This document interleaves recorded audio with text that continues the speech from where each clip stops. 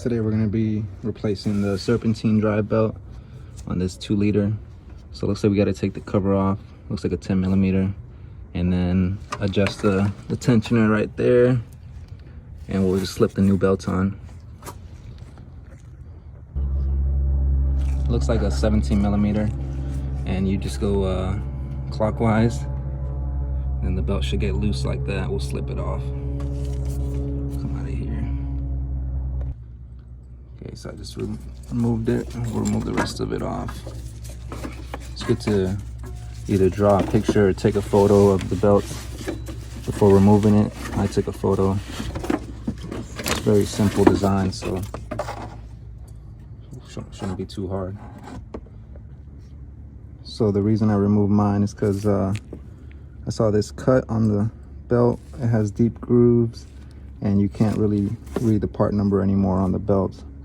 It's the original belt that was on the vehicle, so it's time to replace it with the Subaru OEM part. There's the part number.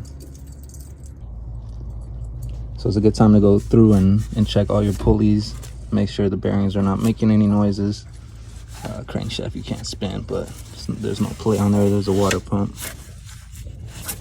Everything's good. We'll throw the new belt on, and as we turn it, we'll slide it over the AC compressor.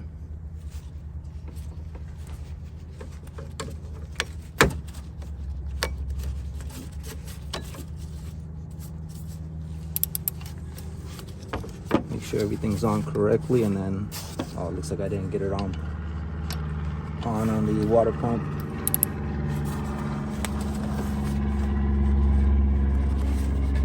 There you go.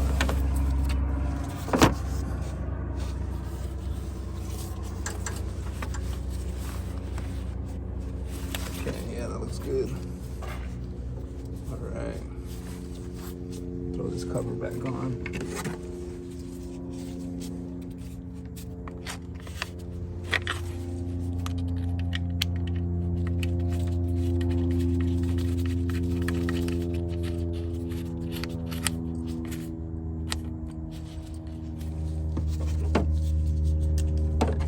Size 10.